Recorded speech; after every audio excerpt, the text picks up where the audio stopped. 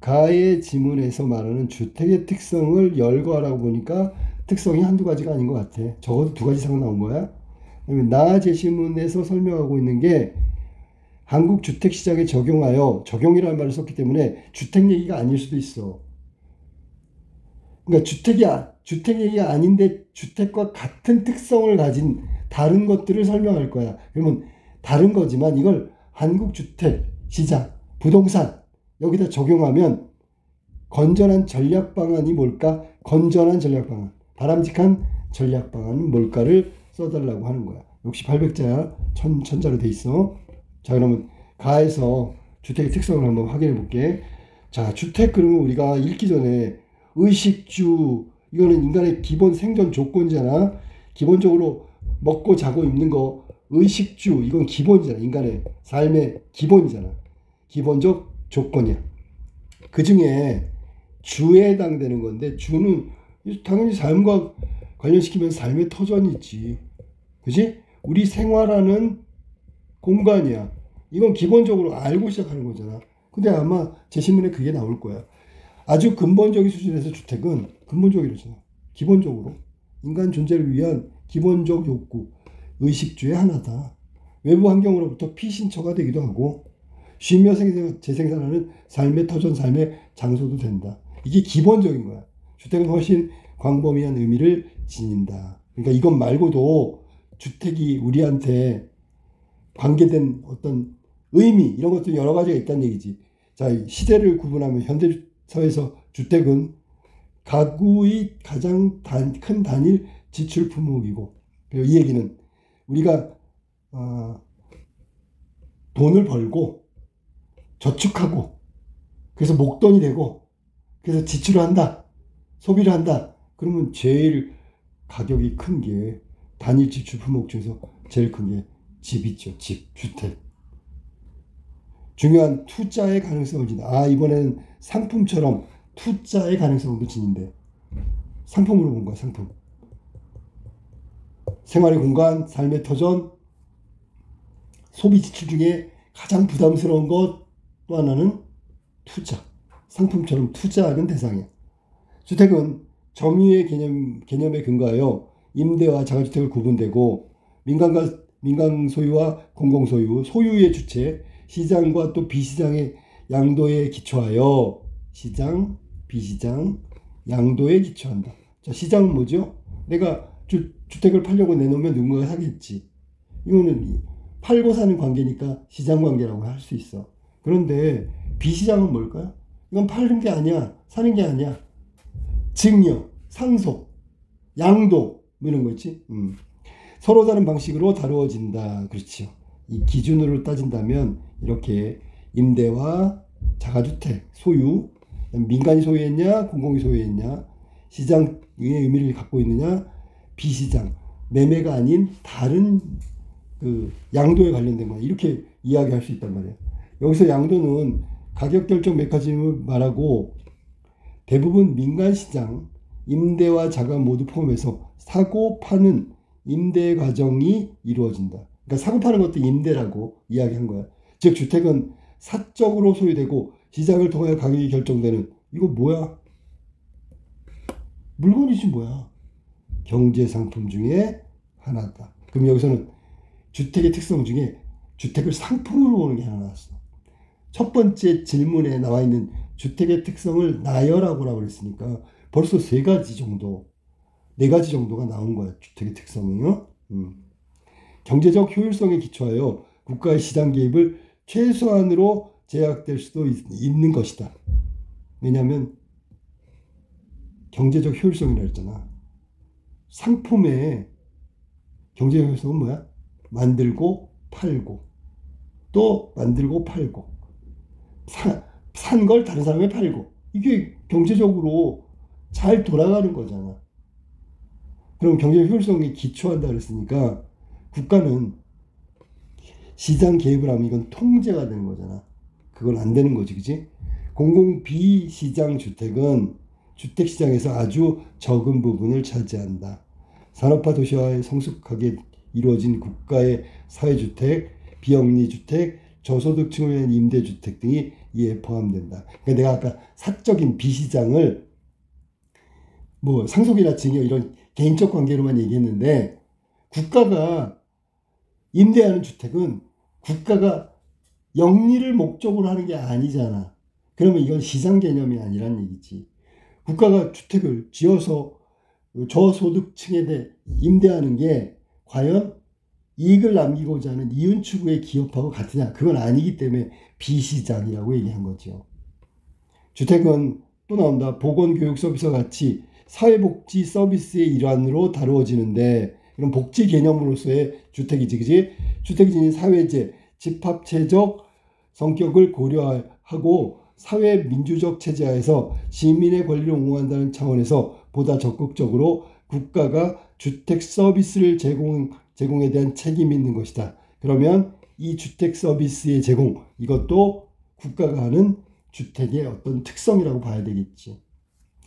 주택은 인간 보호의 근원적 속성을 지닌 만큼, 이건 앞에서 얘기한 거고요.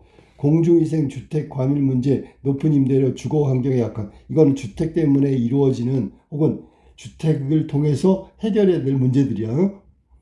폭넓게 다루어 주택의 최저 기준을 설정해야 되는 정책이 우선돼야 된다. 이 기준은 뭐지? 이거잖아. 이거 위해서 이런 최저 기준은 만들어줘야 된다고. 주택은 산업사회나 사회발전과 맥을 같이 함으로써 중산층 노동자 계층과의 격차를 줄이고 도시 노동자 계층의 열악한 주거환경을 개선하는 방안이 모색되어야 된다. 이것도 주거환경이니까 위에 거랑 다를 바가 없는 거야. 앞에 거는 있잖아. 인간 보호의 근원적 속성을 위해서 해야 되는 거고, 그 다음에 복지나 아니면 그 어떤 삶의 질 차원에서 해야 되는 게 이거라고. 시장 메커니즘만으로는 저소득층에게 수요 공급이 원활하지 않으므로 주택 보조금 제도를 마련하고, 그래서 저소득층이 주택을 구매할 수 있는 기회나 아니면은 도움을 줘야 된다는 거야. 더욱이 한국과 같이 주택시장의 지역적 소득 계층별로 심한 불균형을 이루고 있는 경우 정부 역할이 더 강조된다. 즉 정부가 이 저소득 수요 공급의 원활함을 지켜주는 거죠. 특히 저소득층한테. 무엇보다도 시민의 권리와 사회 서비스로서의 주택을 인식하고 임대자와 임차자의 상관에서 서로 연관시켜가지고 세입자의 권리를 보호하고, 그 다음에 주택 복지적 발상으로 양적 질적 요구를 함께 만족시킬 수 있어야 한다. 이미 앞에서 나온 거 다시 얘기한 거야. 양적으로 공급을 하는 거고 질적으로 수준을 높여주는 거야. 그럼에도 불구하고 주택이 지닌 시장 경제의 상품성은 복지 서비스의 개념보다 경제적 가치의 개념이 크게 형성되었다. 그러니까 자, 우리가 좋은 곳에서 살아야 되는 어떤 터전이 주택이다라는 생각하고, 이거는 투자의 가능성, 이익을 남기는 상품, 이 가치가 그 앞에 복지 개념보다 더 크다고요. 우리 사회에서. 봐봐. 그러니까 사실은 위 아까 문제에서 뭐라 했어? 부동산 정부의 건전한 바람직한 전략이라고 했잖아. 지금 이게 복지 서비스 개념으로 본다면 이건 잘못된 거야. 근데 이 상황으로 가고 있잖아 지금.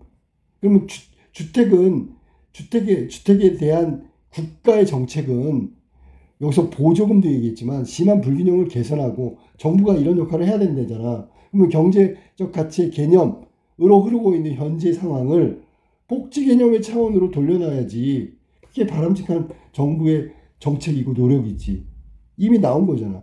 아래 표에서 설명하는 바와 같이 주택은 수요제보다 소요제, 자, 성격을 강조되어야 한다. 자, 수요제, 수요와 공급의 수요제, 소요제, 꼭 필요한 물건, 누구나 주어져야 할 권리제의 기능이 우선 충족돼야 된다. 이게 공공성이야, 공공성. 우리 주택, 토지, 공개념 뭐 이런 거 있거든. 개인이 지나치게 많은 주택을 소유하면 얘는 공공재이기 때문에 그게 잘못된 이유가 딱 하나야. 자본주의에서는 아니 재산이 많으면 주택을 많이 소유해야지. 그게 무슨 문제야. 그런데 자본이 많다고 해서 소유할 대상이 무제한적이라는 건 아니야. 공공재 같은 경우에는 그 사람이 자본을 통해서 획득한 공공재는 다른 사람이 가져야 되는 공공재를 빼앗아간 거라고. 그러니까 결국은 기본적인 생활의 터전인 주택, 공공재의 개념을 갖고 있는 주택을 누군가 많이 소유하면, 100채를 소유하면 나머지 99명은 그 주택이라는 공공재를 소유할 기회를 박탈하는 거라고. 그런 건 너무 불공평한 거다. 공공재의 특성상 그거는 이런 그 사회 정의나 아니면 공정성에 관련돼서 부당한 거다라는 얘기를 하고 있는 거야 지금. 그거를 막는 게 국가의 복지적 개념의 주택 정책이라고 지금 떠들고 있는 게 그거라고. 자, 그러나 막상 시장에서는 공급자와 수요자, 이게 지금 아까 얘기했던 대로 경제적 가치 개념이 너무 현실에서 일어난다고. 임차인과 임대인은 자기의 이거 우선이 된 경쟁 관계가 돼버렸고, 경제적 효과에 초점이 맞춰질 수밖에 없다. 복지적 개념이 아니고 경제적 가치 개념으로 기울어져 버렸다고. 이게 현실이란 얘기야. 자, 그러면 우리가 먼저 해야 될 것은 뭐냐면, 여기 아직 안 끝났으니까 맞아. 자, 여기 보자. 공급과정, 주택 소요, 필요성에 대한 충족. 여기는 요구에 대한 충족이야. 필요성은 이거는 기본적인 거지. 이건 반드시 충족돼야 되는 거야. 그 다음에 이 수요 같은 경우에는 수요를 무제한적으로 충족시킬 수 있는 공급은 없어. 그러니까 거기서부터 이제 투자의 가능성이 나오는 거지, 그지? 자, 그 다음에 공급 원리는 기본권이다. 그 다음 복제 개념이고, 이건 경쟁 원리, 시장 개념이야. 그 다음에 공급 대상은 이렇게. 얘네들 누가 한다고? 국가가. 복지적 개념으로. 여기는 고소득층이 주가 되는 이유가 뭘까? 주택 수요라는 것은, 주택은 아까 뭐라 했지? 소득의 지출에 차지하는 가장 큰 상품성을 가지고 있다 그랬잖아. 그러니까 주택을 수요한다. 즉 주택 수요를 한다고 해서 모두가 그 수요를 공급해 주는 만큼 가져갈 수가 없다는 거잖아 지금. 쉽게 얘기하면 주택은 가격이 높기 때문에 모두가 수요자가 될 수가 없다고. 그것을 공급을 받을 수 있는 자본이 마련돼 있어야 되잖아. 그러니까 이거는 일부 중고소득층이 가능한 일이라고. 국가는 복지적 개념으로 본다면 저소득 무주택 도시 영세민, 주택을 소유할 기회가 없는, 즉 여기서는 중고소득층이 아닌 사람들이 돼야 되겠지. 그럼 이 둘은 대립된 개념이란 말이야 지금. 그 다음에 임대 우선, 부분 분양, 여기는 분양가 임대. 그래도 자본 있는 사람은 분양가에 상관없이 자기가 가능하면 수요를 충족한단 말이야. 즉 구매를 한단 말이야, 상품처럼. 네, 공급자 수요자, 공급자와 수요자는 협동관계다. 왜냐하면 공급자가 이게 지금 공기업이란 말이야. 주택토지공사 뭐 이런 거니까. 수요자는 임대자, 무주택자, 저소득자. 그러면 협동관계다. 협조를 해야 되겠죠. 그다음에 기관 간의 수혜 대상자 간은 경쟁관계다. 이건 맞죠. 기관, 예를 들면 공공 아파트를 건립하는 게 우리는 지금 공기업 하나밖에 없지만, 예를 들면 공기업이 아니구나. 경쟁관계. 어떤 아파트를 짓는 데 있잖아. 국가, 아까 그 토지주택공사 이런 거 있잖아. 그거는 국가기관이잖아. 근데 시에서도 있어. 시립, 공립 아파트를 짓는단 말이야. 그러면 이거는 경쟁에서 수주를 해야 되는 거잖아. 그 다음에 수혜자는 이 사람들끼리 경쟁하는 거야. 누가 주택을 임대할 건가. 됐죠? 이는 기업 간 공급자, 기업 간의 경쟁관계, 공급자와 소비자 간의 경쟁관계. 자본이 있으면 구매하는 거고, 여력이 있으면 하는 거고. 근데 구매자가 너무 많으면 추첨하는 거고, 이런 거지, 그지? 그 다음에 정부 역할은 직접적 지원, 보조금 나왔지? 보조하는 건 이렇게 하는 거지. 공기업을 지원하는 거지. 무슨 말인지 알겠어? 예를 들면 공기업이, 얘도 기업이니까 이윤을 남겨야 되는데 당장 저소득층한테 뭘 받을 수가 없잖아. 그럼 국가가 보조금을 주는 건 직접적으로 지원하는 거고, 아니면 저소득층한테 보조금을 주는 것도 직접적 지원이잖아. 근데 이제 유예를 주는 거지, 유예를. 예를 들면 이런 거야. 공기업한테 국가가 너네 그래도 일을 했으니까 이윤을 남겨야지. 이윤을 주고, 그 대신 지급한 금액을 저소득층들한테 야 너는 한 30년 50년 동안 나눠 갚아. 무슨 말인지 알겠지? 그럼 이게 보조적 지원이라고 볼 수 있는 거지. 뭐 이런 식이야. 그 다음에 우리가 주택 수요 이거는 이제 경쟁 관계니까 간접금융 세제 지원 이렇게 해서 간접금융은 말 그대로 대출 해주는 거야. 세제 지원은 마찬가지고 세금을 감면해 주는 거지. 자, 그래서 주택은 단일 상품으로 그 가격이 매우 비싸고 심지어 중고 상품에도 지역 효과의 영향을 받을 수밖에 없죠. 가격이 더욱 상승하여 주택을 팔았을 때 실현되는 경제학적 교환 가치가 큰 특성이다. 교환 가치가 교환했을 때 이윤이 많이 남는데 특히 지리적 부동성 이게 뭐지? 주택의 특성 지리적 부동성이 뭐야? 아이고 이거 동산이잖아. 부동산이잖아. 내구성 주택에 대한 이해를 복잡하게 한다.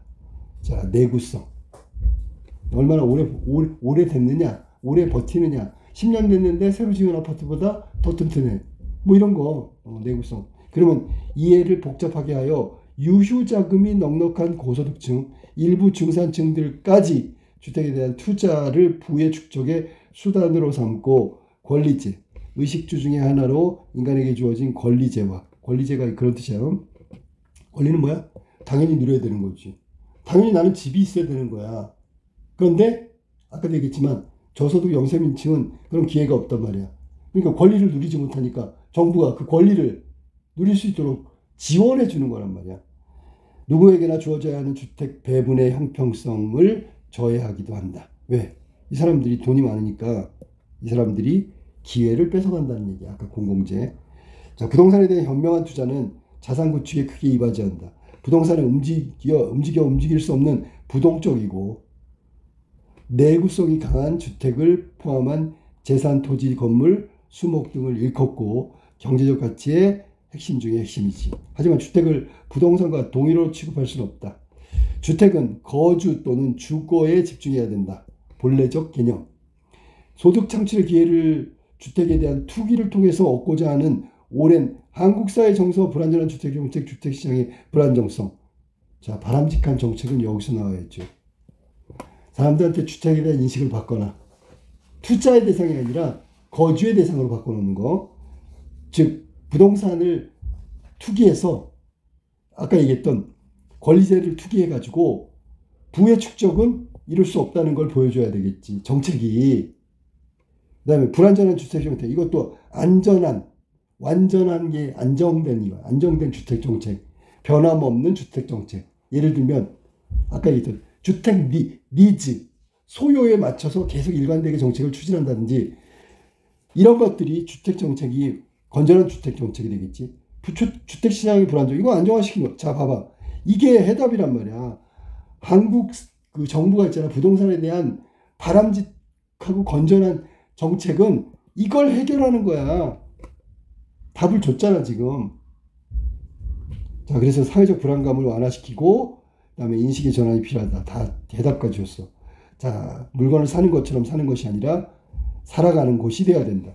민간 시장에서 거래되는 수요 상품이 이전에 주택을 소요제, 권리제로 인식하는 국민 정서의 함양이 필요하다. 아예 해결책까지 다 줬단 말이야. 그래서 결국 이 가에서는 그런 얘기 쭉 했어. 자, 주택은 있잖아. 상품이야. 그런데 좀 특별한 상품이야. 일반적인 상품이 수요제라면 주택은 소요제에 해당된다는 거야. 두 번째, 이 집은 있잖아. 거주가 우선이야. 즉 생활의 터전이고 생존의 터전이고 생활의 공간이라고. 근데 사람들의 인식이 잘못돼가지고 이렇게 사는 곳이 아니라 투기의 대상으로 바뀌었단 말이야. 특히 있잖아. 수도권. 지리적인 효과에 의해서 투기가 성공으로 이어지는 경우가 있어. 왜냐하면 서울 수도권은 주택이 수요가 많은데 공급이 부족하니까. 혹은 소요제로서의 대상이 됐으니까. 수요제로서의 대상이 됐으니까.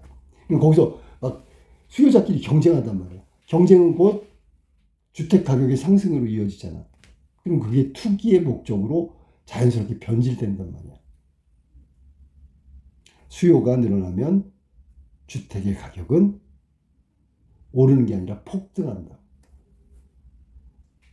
그러면 아까도 얘기했던 주택의 공공재적 성격, 여기서는 권리제라고 얘기했고 소요제라고 얘기했기 때문에 소요제, 권리제, 공공재적인 개념을 주택에다 도입하면 이런 민간인들, 중고소득층 간의 경쟁으로 투기의 대상이 된 주택은 결국 저소득 무주택자들의 주택을 소유할 수 있는 기회를 박탈한단 말이야.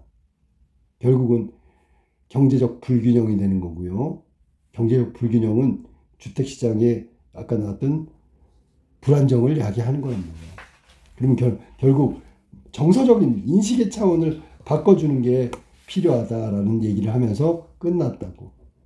그러니까 우리가 생각이 달라지지 않으면 이 문제는 해결할 수 없다 정도 얘기하면서 끝났다고. 자, 그러면 나 한번 볼까? 1960년대 이후에 서울의 도시화가 급격히 정해됨에 따라 필요한 용지를 확보하고자 강남을 개발했고 그 시기에 수백 원이었던 토지 가격이 순식간에 수천 원이 됐어. 급등한 거지, 그치? 토지 가격이 급등. 토지는 뭐야? 주택의 재료야, 쉽게 얘기해서. 주택을 지어서 팔 때 토지 가격도 포함되는 거야. 그럼 1970년대 수십만 원을 이루면서 이게 지금 몇 배야 지금? 10년간 1000배가 상승했대.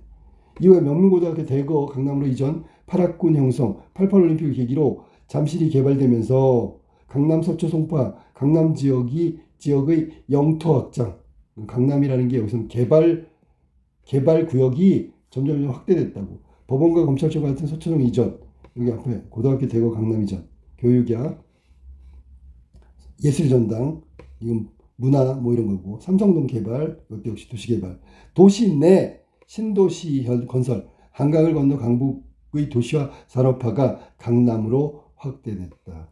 그 다음에 이 지역의 토지 가격은 100만 배쯤 상승했다. 그러면 100만 배면 1원이었던 땅이 100만 원이 됐다는 얘기잖아. 1990년대까지만 해도 수천만 원의 차이에 지나지 않았던 아파트 가격은 10억 원의 편차를 낳게 됐다. 그 시기에 강남을 선택하지 않았던 사람들은 박탈감을 가지고 있고요. 화를 내고 더욱이 그런 기회조차 얻기 힘든 20, 30대 젊은 세대들은 경제적 소외감까지 느껴 분노한다. 부동산은 지적 효과가 매우 민감하고 지역적 격차가 늘 존재한다. 현재 고금리, 고환율에서 우리 경제 상황이 매우 부담스럽다. 고환율, 고금리. 외환보유고를 풀어 환율을 방어하다가 IMF를 맞은 끔찍한 기억이 있어 정부가 환율 개입하기에는 매우 조심스럽다.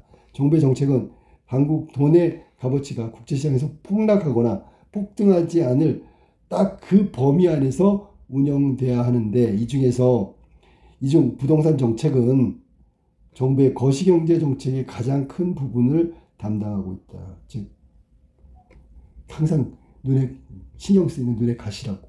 국내 거시경제의 정책 범위 안에 부동산 정책이 시행되기 때문에 거시경제의 정책을 하는데 부동산 정책이 꼭 껴야 돼. 경기 불황 속에서 부동산 가격을 잡겠다고 금리를 올릴 수도 없어. 그러면 풍선 효과가 일어난단 말이지. 다른 데가 막 튀어나온다고. 이전 세대는 대출을 통해 집을 갖고 대출금을 갚을 수 있을 정도의 경제 상황으로 살았지만 현재는 경제력이 아직 형성되지 않은 20, 30대가 대출로 집을 사면 이자하고 원금에 대한 부담을 극복하기는 거의 불가능하다. 2015년 이후 꾸준히 한국은행은 가계부채 심각성을 경고했다. 경기가 나쁜 상황에서 자영업자 대출, 신용대출을 규제하기는 어렵다. 오히려 이자를 유예해주거나 저금리로 갈아탈 수 있도록 배려한단 말이지. 그래야지 안 무너지는 거니까. 자, 대신 주택담보대출, 전세대출은 규제하고 있고요. 한국 경제성장률은 1, 2%, 부채 증가율은 5%. 그러면 쉽게 얘기하면 2원 벌어서 5원 쓰는 거랑 똑같은 거야. 지출이 많다는 거지. 거대한 규모의 부채 중에서 대부분은 주택담보대출이 차지하는 거고, 한국처럼 만기 일시상환 비중이 높은 나라는 극히 드물다. 그만큼 대출을 많이 해줬다는 얘기고, 소득보다 빚으로, 그것도 빚은 이자만 내고 원금은 나중으로 미룬다. 한국 가계 자산은 80%가 부동산, 이거는 가계 자산 비중이 크다는 얘기고, 대부분이라는 얘기고 자산 대부분이 빚이다. 그렇죠. 이건 뭐 연결고리가 그렇게 되는 거니까. 한국 가계의 자산의 80%가 부동산이고 부동산은 전부 대출로 됐으니까 빚이죠. 자, 부동산이 그야말로 움직이지 않는 거 어려운 자산이다. 금융자산이 별로 없는 대출자가 은행 빚을 갚기 위해서 할 수 있는 방법, 원금 상환은 연기하고 이자만 내는 것, 그러다가 뭐라고? 원금과 이자를 함께 갚아 나가는 것, 아니면 처분해가지고 빚을 갚는 것. 우리 이거 알지, 그지? 이제 원금과 이자를 함께 갚으면 원리금 상환이지. 그 다음에 원금 상환도 있는데 이것도 있어. 원금만 상환하는 거. 원금 상환. 이자하고 같이 내는 거. 그 다음에 이자만 내는 건 이건 특별한 거야. 아니면 마지막에 하는 게 이거죠. 부동산 처분. 주택 관련한 대출은 원금과 이자를 함께 갚기 위해 소비를 줄여야 한다. 소비가 위축되면 경기가 더 나빠진다. 금융기관이 그 주택담보대출의 원리금 균등분할, 원금과 이자 균등분할 비율을 갑자기 높일 수밖에 없는 상황이 맞게 되면 그야말로 가계는 순식간에 궁핍해진다. 이미 미국 서브프라임 모기지 정책과 일본의 거품 경제에서도 금융위기의 최대 원인이 주택과 관련된 부동산 문제였음을 경험한 바 있다. 최근 아파트 가격이 다시 급등했다. 가격 상승의 원인은 금리 인하. 그러니까 사람들이 이자가 싸지니까 대출받아 또 사는 거죠. 부동산 정책 실패, 분양 아파트의 감소. 저는 세 가지가, 이거는 은행권이고요. 이건 정책 실패고요. 이건 공급이야, 공급. 수요가 줄지 않는데 공급이 줄면 어떻게 돼? 당연히 급등하게 되겠지. 원인을 추적할 수 있을 것이다. 상품의 가격이 수요와 공급에 의해서 결정된 것은 상식이다. 그렇다면 부동산도 상품성이 있다고 그랬으니까 이렇게 분양 아파트가 감소되면 신규 공급이 줄어드는 거잖아. 기존 공급 갖고는 안 되니까 기존에 공급했던 건 벌써 다 이미 공급이 끝난 거잖아. 최근 부동산 시장에 전망하면서 부동산 가격 상승이 금리 인상 때문이라고 말하는 사람이 있다. 아니다. 이 사람 아니요. 금리가 내리면 수요가 증가하고 오히려 집값이 오르게 된다. 금리가 내리면 돈이 풀리잖아. 돈이 풀린다는 건 통화량이 늘어나면 물건 가격은 오르는 거잖아. 공급도 마찬가지다. 공급이 감소하면 가격이 상승하고 공급이 늘면 가격이 하락하는 게 일반적인 정상이잖아. 아파트 가격 상승은 수요의 증가 혹은 공급의 감소 둘 중에 하나가 원인이다. 자, 이 사람은 아파트 가격의 상승이 수요의 증가 아니면 둘 중에 하나지. 공급의 감소. 현재 아파트 가격 상승의 원인은 거래량에 있다. 그러니까 이 사람은 하나가 원인이라고 했으니까 이것도 원인이라고 얘기한 거야. 그런데 상승 원인을 이걸로 규정하고 있잖아. 수요의 증가가 가격의 상승을 불러온 것이다. 주택 수요는 다른 지역과 달리 유일하게 실제 사용하는 수요와 투자하는 수요가 동시에 존재한다. 맞지, 그지? 그러니까 이게 무슨 말이냐면 주택을 사면 실제 살 수도 있고요. 투자의 개념으로 살 수도 있다고. 부동산은 어떤 때는 실수요가 증가하기도 하고 어떤 때는 투자 수요가 증가하기도 하는데 2020년 전년도에 19년도에 비해서 2020년도에는 거래량이 큰 폭으로 증가했대. 그러면 실수요건 투자 수요건 아무튼 뭐가 증가시킨 거겠지. 이때 수요의 특성이 단기간 변동 수요가 큰 부분을 차지하고 있음을 보면 실수요자가 아니라 투자 목적임을 알 수 있다. 분석이 가능하다. 그야말로 전국의 기준 갭 투자가 전세 끼고 주택을 매입하는 5만 건에서 11만 건으로 2배 이상 늘었어. 2배 이상 증가했다고. 갭 투자가. 이건 실수요자가 아니고 투기 목적을 둔 수요자죠. 한국의 자가 점유 비율은 2020년 기준으로 57% 비율을 보이고 서울은 43.5%. 그럼 이게 다 거의 다 투자 수익, 그치? 그런데 자가 보유 비율은 전국이 61.3%로 자가 점유율보다 높은 수치를 보이며 무슨 말이야? 보유 비율은 높은데 거기 안 산다고요. 실제 거주하지 않는다고요. 아래 표가 말해주신 통계도 이상하다. 서울 가구 수는 그대로인데 주택 수가 증가한 상황이면 내려야 되잖아. 보급률은 올라가야 되잖아. 가격은 내려가고. 아마도 주택을 가지고 있는 가구가 주택을 더 사들인 것이 아닌가 의심할 수밖에 없다. 그럼 1주택자가 아니라 2주택, 3주택자들이 등장한 거다라는 얘기야. 자, 정부. 이건 아까 이야기했던 거랑 똑같아, 알았니? 여기서 얘기했었잖아. 그 갭 투자로다가 증가했는데 그걸 갖다가 따져 보니까 그 57% 전국은, 서울은 43.5%, 자가 점유율이. 보급률, 여기 이렇게 보급률도 봐봐, 100%가 넘었어. 이건 모자라는 거잖아, 그치? 넘었는데도 여기도 계속 보급률은 계속 진행되고 있는 거죠. 주택수도 보급률이 늘었으면 주택수 늘어야 되는 거고, 가구수도 늘어야 되고, 뭐 여기 지금 얘기 서울 비교하는 거야. 전국하고 서울, 전국은 서울 포함이니까 여기는 좀 특이하게 됐단 말이야. 그치? 주택수가 이렇게 늘었어. 여기는 그대로야. 맞지? 자, 그 다음에 미국의 서브프라임 모기지 환란 이후에 아파트 가격이 하락할 때 강남에 미분양 사태가 일어난 바 있는데, 이때 회사에서는 미분양 아파트를 할인해서 분양했고 누군가 그 아파트를 샀어. 대박. 기회를 찾아 적절한 투자를 했다고 할 수 있다. 그런데 21년 아파트 가격이 급등할 때 최고점에 전세를 끼고 매입한 사람들 쪽박.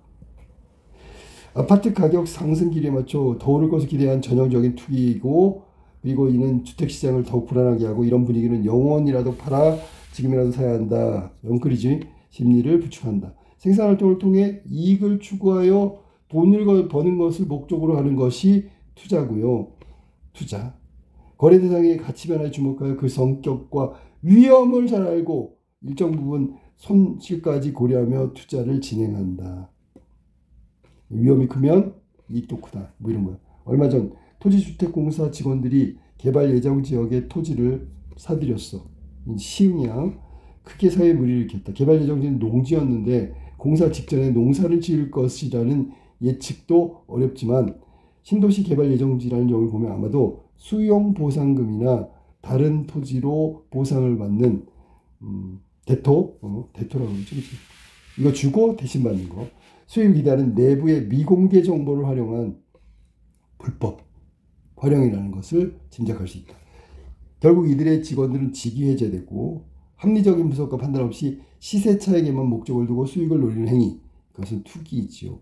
투기 행위는 주택뿐만 아니라 다른 상품이나 유가증권에도 이루어졌지만, 주택을 대상으로 한 부동산 투기는 본인의 자산에만 영향을 미치는 게, 여기서 이게 문제라고. 투기가 있잖아. 자기만 돈 많이 벌면 되는 문제라면 뭐 그럴 수 있겠지. 근데 연쇄적 현상을 일으킨대. 그게 뭐냐면, 부동산 투기가 사회에 악한 영향을 미치는 것은 가수요가 많다는 것. 이에 따라 정말 집이 필요한 사람이 집을 마련할 기회를 빼닫는 거. 아까 내가 얘기했던 거 이거야. 공공재적 성격이 띠고 있기 때문에. 왜냐하면 한 사람 앞에 하나씩, 이건 반드시 있어야 되는 거잖아. 내가 100채를 갖고 있으면 실제로 몇 채? 5,000채를 갖고 있는 사람도 있다고 그러는데, 그게 5,000채를 갖고 있는 게 나쁜 게 아니고요. 그러면 5,000채를 갖고 있으면 4,999명은 집을 소유할 기회를 박탈당한 거라고. 또한 투기는 토지의 가격과 경기가 평가가 낮은 미성숙지 등에서 이루어지는 것이 일반적인데, 토지의 가격과 평가가 낮은 미성숙지, 그러니까 이 투기라고 그랬잖아. 그치? 토지의 가격이 낮은데 평가도 낮아. 그러면 앞으로 개발될 거 아니야. 그래서 가격은 싸고 가능성은 좀 있다면 그렇게 살면 그게 투기가 되는 거지. 당장 필요하지 않으면서 과도하게 구입하고 방치함에 따라 자기나 타인의 누구에게도 당장 기여하지 못하고 놀리고 있잖아. 땅을 놀리고 있다고. 한국 주택 문제는 사람이 가장 많이 모여있는 서울에 집중돼 있고, 지리적 가치가 주택과 토지의 가격 형성 때문에, 지리적 가치 또 나왔어. 이 용어를 써야 되는 거야. 집에 대한 투자도 서울 등 대도시에 집중한다. 이는 시장 가격의 변동에 따른 매매 차익에 따른 차익이 다른 어떤 상품보다도 크고 어떤 지역보다도 크기 때문에 거의 도박에 가까운 비정상적 규모의 이익을 취득할 수 있다. 아까 100만 배 올랐잖아. 그지? 기대심리. 이것 때문에 투기하는 거죠. 공급이 부족하고 서울 특정 대도시의 주택 부족 문제가 지속되거나 이렇게 되면 계속해서 주택 가격이 오르는 거죠. 가격이 상승하는 것이 아니다. 가격이 상승하는 것이 아니다. 서울과 특정 대도시의 주택이 부족 문제. 주택 부족해서 가격이 상승하는 것이 아니다라고 해서 가격 상승 원인을 주택이 부족한 걸로 거기다 초점을 맞추면 안 된다 그런 얘기야. 주택시장의 수요가 중요하고 특정 물건을 살 수 있을 때 구매력을 가진 유효 수요가 중요하다. 그렇죠? 수요가 중요하고요. 살 수 있는 구매력을 가진 사람이 얼마나 많은지가 중요하다고. 누군가 당장 집이 필요하지 않아도 집값을 올리기 위해서 높은 가격의 집을 여러 채 사는 동안 실제 집이 필요한 수요자는 점점 그 기회를 잃고 멀어져가는 집값에 구매력이 위축되고 포기하거나 그냥 전세로 사는 거죠. 월세나. 다주택자들의 투기 수요를 억제하고 실수요 중심의 주택시장에 재편되어야 한다. 나왔어 지금 다 이거. 정책을 어떻게 해야 되는지 나왔다고. 자 그러면 1번 문제로 가서 아까 했던 거 다시 한번 이번에 정리를 좀 한번 해보자고. 정리. 자 그러면 1번 문제. 가해 지문에서 말하는 주택의 특성을 열거하고 기본적인 근본적인 특성 얘기하는 거야. 특히 강조하는 건 상품성이라고 해서 상품. 자본시장에서의 주택은 공공재, 근본적으로 삶의 터전, 생활의 터전, 생활의 공간 뭐 이런 것도 있지만 상품성, 자본주의 하에서의 주택은 상품성이라는 것을 지니고 있다고. 그래서 이게 상품성을 지니고 있기 때문에 경쟁 관계에 놓여 있다. 수요, 공급 뭐 이런 것과 밀접한 관련이 있긴 한데 문제는 뭐냐면 이게 서울 대도시 이렇게 지리적인 어떤 위치나 지리적 효과를 발휘하는 게 주택이다. 지리적 효과. 수요가 당연히 증대되면 주택의 가격은 폭등하는 거고 이건 기본이에요. 기본. 근데 수요에 따른 공급이 부족하지 않은데도 폭등하는 이유는 뭘까? 이거에 대해서 지금 얘기하는 거야. 그래서 집을 투기의 수단으로 보기 때문에 고소득층, 일부 고소득층, 유효 구매력이 있는 주택의 유효 구매력이 있는 중고소득층의 투기 심리 때문에 결국은 저소득층 무주택자들이 집을 소유할 수 있는 기회가 박탈되고요. 경제적 불균형이 이루어진단 말이야. 그러면 여기서는 경제적 원리가 중요한 게 아니라 복지적 원리, 복지적 개념 아니면 기본적 권리제로서의 권리적인 특성이 보장되면 결국 우리가 여기서 말하는 부동산 문제, 한국의 주택시장의 문제는 해결할 수 있다라는 얘기를 할 수 있다는 거. 자, 그래서 이거를 답안지의 내용을 한번 정리 한번 해볼까? 다시 또 한번. 자, 여기서 말한 대로 주택은 여러 가지 특성이 있다. 생각나는 거 해볼까? 지금 생활의 공간이라고 얘기했어. 또 삶의 터전이라고 그랬어. 위험할 때 숨는 피난처라는 얘기도 했어. 그지? 그 다음에 우리가 거주의 공간이라고 그러지. 거주? 살아가는 공간이란 말이야. 여기는 뭐 휴식과 여유를 통해서 재충전하는 공간. 이런 의미야. 알았니? 근데 이게 어떻게 됐다고? 하나 더 써야 되는 게 뭐야? 가장 결정적인 게 뭐야? 상품이다. 상품. 자본주의 하에 주택은 일종의 상품성을 지니는 구매 수단이야. 구매 대상에 미안해. 구매 대상. 지금 우리 초점 여기에 맞춰야 된다고. 소득 중에서 가장 큰 지출을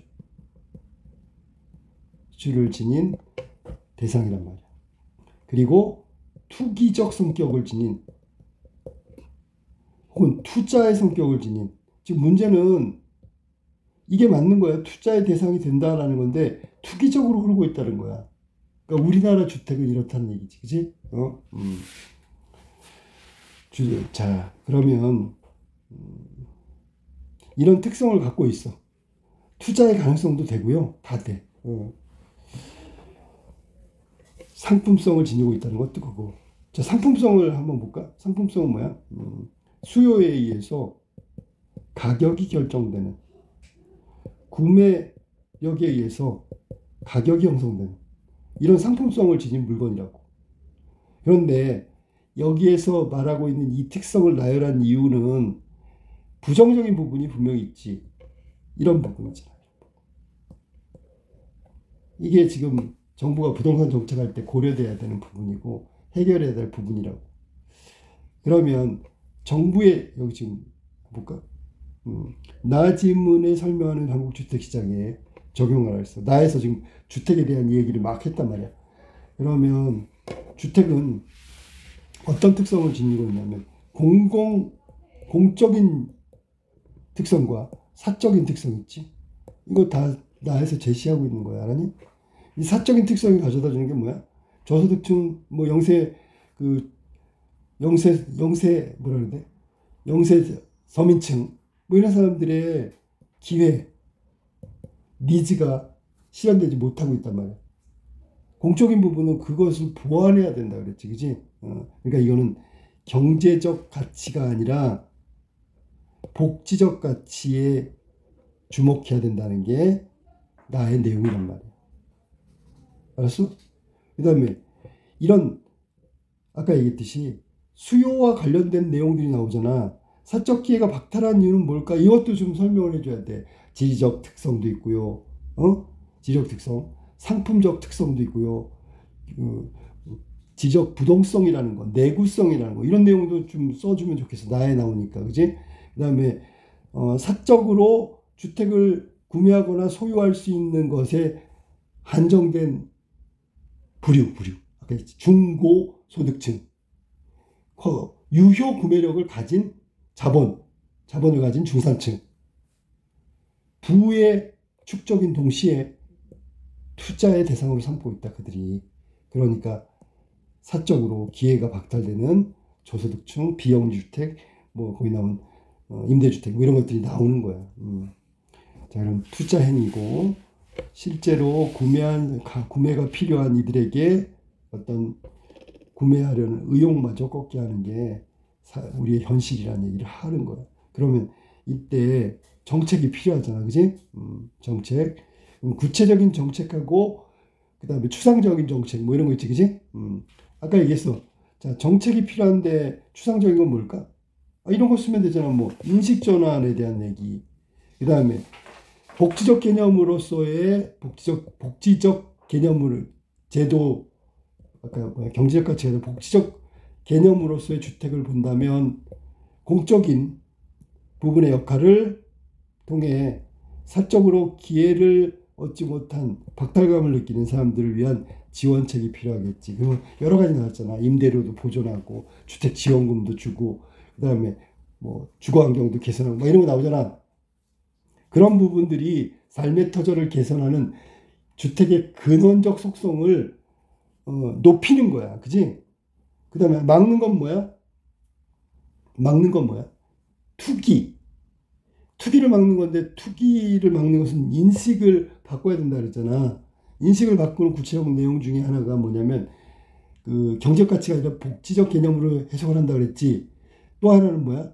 이 주택이라는 특수성, 상품이긴 하지만 소유재, 권리재, 공공재, 그러니까 내가 다른 저소득층 같은 기회를 박탈한 사람들의 기회를 보장해 줘야 된다는 그런 인식이 있어야 된다고. 그러니까 상품은 팔고 사는데, 주택도 상품이긴 하지만 얘는 좀 특별한 상품, 여기서 이익을 남기거나 투기해서 초과이익, 아주 막대한 이익을 얻으려 하는 대상이 돼서는 안 된다는 인식이 더 중요하다고. 그런 것들을 심어주는 게 인식의 전환을 가져다는 정책이고, 그 다음에 아까 얘기했듯이 구체적으로 실행할 수 있는 정부의 정책도 주거, 즉 근원적인 주택의 그 조건을 만들어주는 거야. 위생적인 부분도 그렇고 너무 주택 과밀화된 문제도 해결해주고, 임대료, 그다음에 주택에 대한 지원금, 보조금, 주거 환경을 개선해주는 것, 이런 것들이 바람직한 건전한 전략 방안이라고 볼 수 있겠지. 두 가지로 나눠서 써야 되는 거야. 한 가지는 인식에 관한 문제, 투기의 대상이 아니라는 거. 그럴 때 설득하는 건 뭐라고? 소유재, 권리재, 공공재, 그런 특성을 이야기하면서 주택은 예외가 돼야 된다. 투기해서는 안 된다. 복지적 개념에서는 실제로 실천할 수 있는 근원적 주택의 어떤 본질을, 조건을 마련해주는 정책들을, 세세한 정책들을 써야 된다. 기회도 주고요. 그 다음에 주택 위생이라든지 환경을 개선해주는 거. 이것도 주택 정책이란 말이야. 알았지?